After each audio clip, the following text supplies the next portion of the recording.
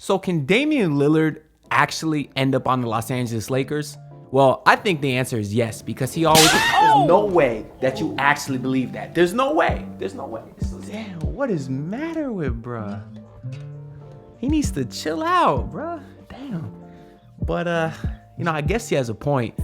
He is right, because Damian Lillard will not end up on the Lakers, but not because of their salary cap situation or their lack of tradable assets, but it's because he doesn't want to be there.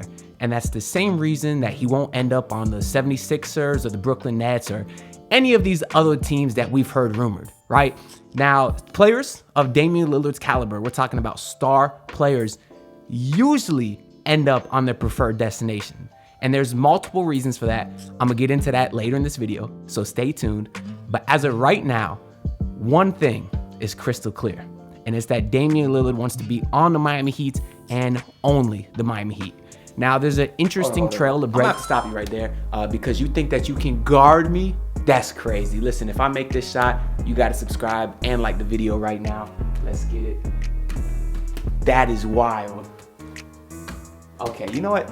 Unsubscribe. Leave a dislike. I don't give a fuck. Crumbs kind of about how this all came to be.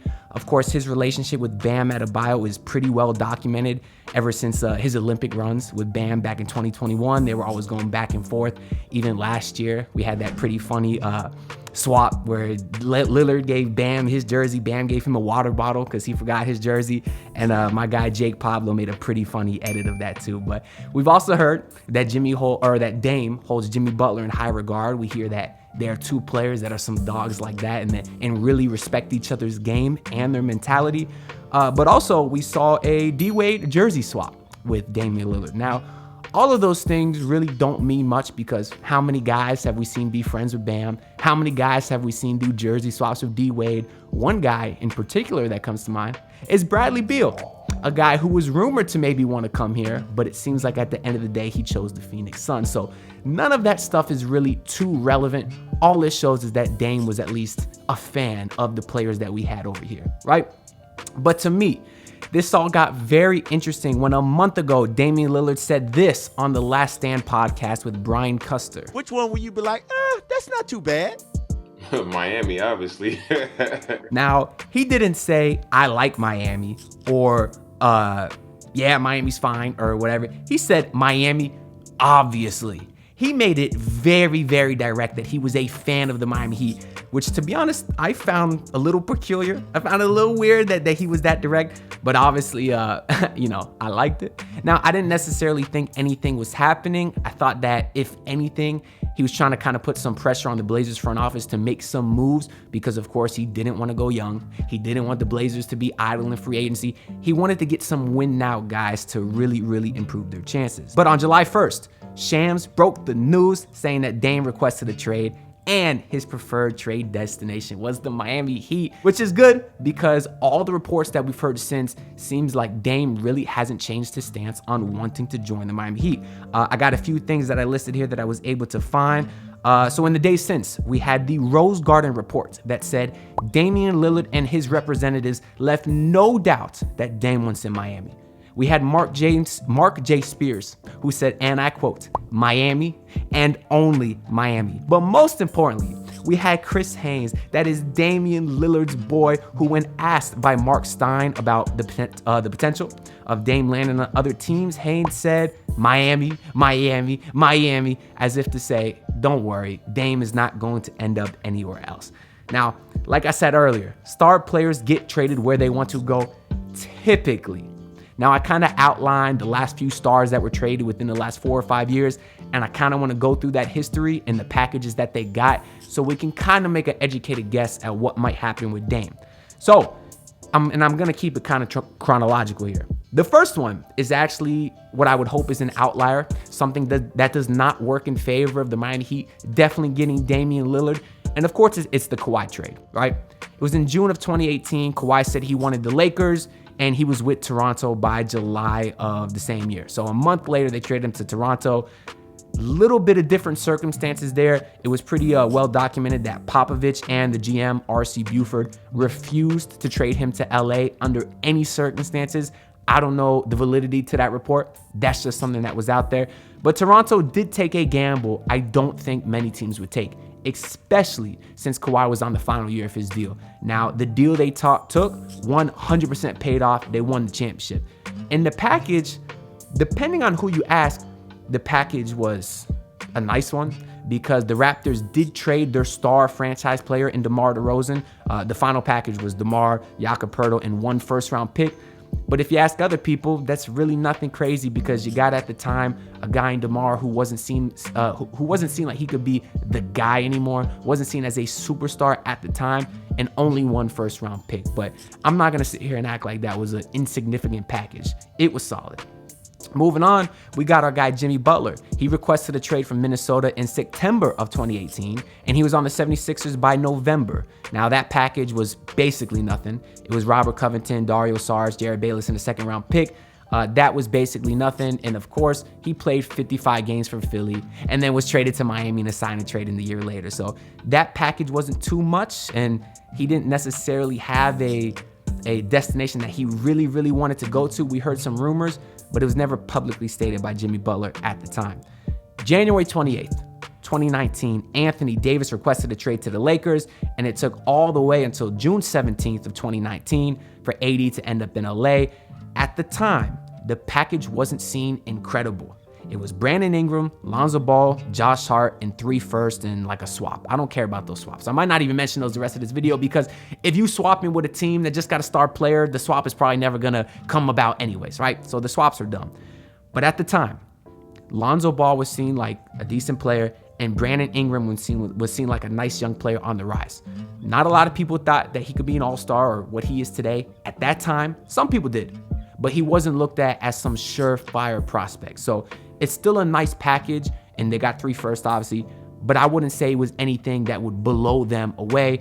And of course, Davis did go to his one and only preferred destination. In July of 2019, Paul George was traded to the Clippers. He wanted the Clippers. He wanted to go ahead and play with Kawhi, and that package at the time wasn't seen as anything super crazy either. There was Danilo Gallinari, Shai Gilgeous, and 5 first-round picks. Now, the picks was obviously a lot, but at the time, Gallinari was just kind of a salary matcher, and Shai was looked at as a nice young prospect. Obviously, not someone who was a surefire thing. Same thing I was saying about Brandon Ingram, but obviously in hindsight, Shai is that dude, and that was a sensational trade for the Oklahoma City Thunder. But at the end of the day, Paul George got his destination. Now, on November 16th, 2020, James Harden requested a trade from the Houston Rockets, and on January 13th, so a few months later, of 2021, Harden was traded to the Nets for Karis LeVert, Rodney Kouroukas, who's obviously 2 kind of irrelevant players in the grand scheme of things, and 3 first-round picks and a bunch of irrelevant swaps. So James Harden got to his destination, and the package wasn't all that great. We're hearing that if Miami gets Dame, they'll probably only have to give up 3 firsts. That's what the Rockets did for James Harden. Now, of course, he asked for another trade on November 6th. Oh, that's when I just read. February 10th, 2022, Woj reported that Harden wanted the Philadelphia 76ers.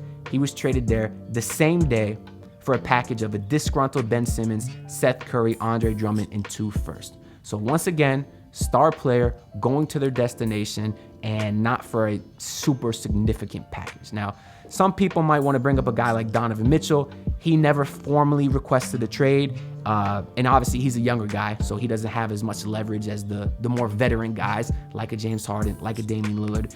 And even then, his package was Colin Sexton, Lauri Markkanen, and 3 firsts, okay? Obviously, Markkanen turned into be an all-star, but at the time, he was not saw that way. So we're basically seeing some young potential prospects and 3 firsts. That's been the common package we've seen so far. Kyrie Irving, he requested a trade to the Lakers on February 3rd of 2023, and he did not end up on his preferred destination. So one of the cases where he actually didn't go where he wanted to go. Now, how did that work out? Well, that still remains to be seen. The package was Dinwiddie, Dorian Finney-Smith, and only 1 first. So obviously the package wasn't great. Some other circumstances there. He was on the last year of his deal, so he could have left. Obviously he didn't, but they did miss the playoffs. He re-signed. That whole trade is still up in the air. Who won that trade? Now you got, before last season, KD wanted to trade to Miami or Phoenix, but then it was all the way to the trade deadline where he, of course, was traded to the Suns, And that was a nice package at the time. It was Mikal Bridges, Cam Johnson, Jay Crowder, and 4 firsts. So that is arguably a better package that Brooklyn received for KD than Miami could ever offer for Dame. But KD still went to his preferred destination. And for anybody that wants to bring up Bradley Beal a couple weeks ago, his choices were obviously Miami or Phoenix. Went to Phoenix for basically nothing, but he had a no trade clause, so I don't really want to discuss that too much. Now, as far as the Portland side, a lot of Portland fans in my last video, because I've done a couple of trade package videos, and of course they're not super happy with the package that the Trailblazers would be receiving for Dame. So last video, I said that Dame would be willing to sit out if he was traded to a team that he didn't want to go to. I got a lot of backlash for that, but I got that from a report from 2021. A guy named Blake Schuster put it out, headline, Damian Lillard rumors, star willing to sit out if Blazers don't meet trade demands. Now, the reporter's name was Henry Abbott, and he said, quote, sources say Damian Lillard is willing to forgo paychecks to get a title team if it comes to that. He doesn't have LeBron's reported billions in the bank, but his agent Aaron Goodwin has monetized Lillard's combination of game winners, etc., etc. Just as to say, he doesn't need the game checks. He's okay getting fined if he doesn't land in his preferred destination. So for everybody saying that Dame's not the type of guy that would sit out, you may be right. He may have changed his mind, but this is the report that came out in 2021. So the reason this is significant is because any organization, I think, would be dumb to risk their entire future to trade for a very expensive vet who does not want to be there, okay? It's not like Dame is a young and up-and-coming guy on a small deal, okay?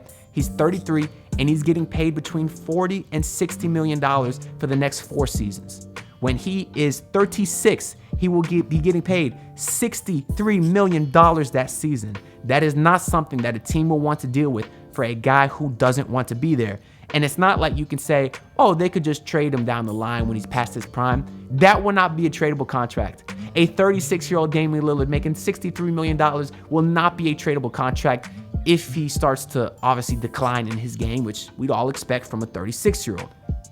So that's all. And okay, and I got for all these reasons, that is why there isn't 29 other teams bidding for Damian Lillard, right? They know all that. They know that he wants to go to the Miami Heat. However, many people still seem to think that there's some bidding war going on. Got a lot of people that are saying Portland, what's best for Portland is to accept the best package regardless of Dame's preferred destination, right? But did it ever occur to them that the negative light that this will put on the organization with regards to players to come is not something that is beneficial to the team? A lot of other players are going to say, damn, if that's how they treated their best player in franchise history, well then how are they going to treat me? I saw this when the Miami Heat let Dwayne Wade walk. They prioritized Hassan Whiteside, they prioritized Kevin Durant, and then D Wade ended up walking. And then Miami had to go through this whole Heat lifer campaign where they overpaid Dion Waiters and overpaid James Johnson to keep those guys on the roster and really rebrand themselves as this loyalty Heat family organization, because they took a lot of backlash when D Wade left. They took a lot it put a really negative light on the Heat for kind of not prioritizing their guy. And for all the people that are saying, well, Portland will never get free agents anyways, well then how about the young guys that are in the organization right now? You don't think Scoot Henderson is seeing this and it puts a negative thought about his own front office into the back of his mind? I think these are things that matter in the years to come. These early stages, these first impressions that these guys in Portland get might affect their decision in the future when it comes to signing an extension or not re-signing in free agency or things along that line, right? So for all those circumstances, Portland will have to take Miami's best package possible. Now, that doesn't just mean Miami's offer can be trash, right? That's not how this works. But if our best package, but they're going to have to take our best package, which looks like it'll be Tyler Herro, Lowry's expiring contract, Jovic and or Jaime Jaquez, and 3 firsts, okay? That's what it sounds like the Portland Trailblazers are going to have to settle with. Obviously, it could get complex. It seems like it will be a multiple team deal, but we'll see how all that stuff plays out over the next, hopefully, couple days. It could take weeks, could take months. As long as he's here before training camp, I will be happy. Now, a lot of Portland fans, they still don't like that package because they say, of course, it's not a fair package. But here's the thing. 99% of the time, when a team trades a star player, they will lose the deal. It is impossible to send back equal value for a guy of that caliber. That's just not how star trades work. When your star guy demands a trade, you just have to accept the fact that you're not going to get equal value in return, and you just got to do what you can to make the most of what the situation is. And in this case, it's getting whatever assets Miami has on the table. Now, Dame wants Miami. Portland will be a force to accept that.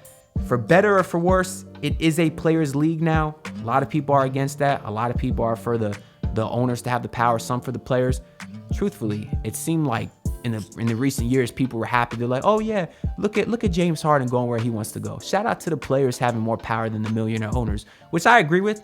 But now that Dame wants to come to Miami, it seems like some of those people have a problem with that. But that's just some hypocrites online. I don't want to generalize everybody into that asset. But for all those reasons mentioned previously, Damian Lillard will end up in the Miami Heat jersey next season. It's just a matter of time at this point, in my opinion. But that's all I got for this video, man. Make sure to let me know what y'all think down in the comments below. Follow me on Twitter too, @AnthonyD_Heat. And if you do enjoy, please subscribe. Please leave a like. Really trying to, get this thing going. I've been on the YouTube grind, trying to get monetized too. So all the support is just greatly, greatly appreciated. But that's all I got for this video, man. I'll see y'all next time. Look, pull up in the city, tryna get that dead face. Do it on my own, I don't need no dead weight. Had to kill him off, yeah, I need a head space. You know this homegrown bitch don't offend me.